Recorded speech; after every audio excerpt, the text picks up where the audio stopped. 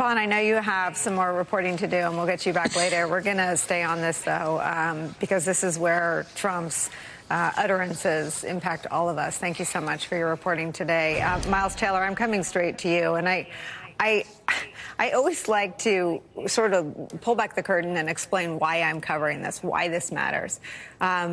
When Trump talks about and promises political violence, he names names. I mean, he names targets. He's now been warned by two jurisdictions, the judge in D.C., Judge Chutkan, and I think Fani Willis or the judge there has already warned him against his tactics, his intimidation, witness tampering, and his MO, if you will.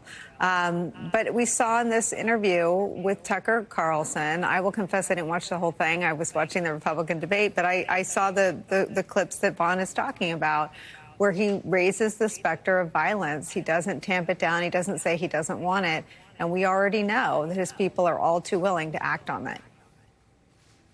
This is not normal, Nicole. This is not normal. And it's not loaded gun rhetoric. It's actual loaded guns that we need to be worried about here from an actual public safety perspective. I mean, what's dangerous with this whole situation isn't that we have an ex-president who's being booked on criminal charges. It's that people in the Republican Party don't see him as the madman that he is. They see him as a martyr now, and they're trying to rally around him as a martyr. His colleagues in the GOP don't condemn him. They are sticking with him. His supporters are standing behind him. His most hardcore loyalists are basically telling reporters that they would die for him.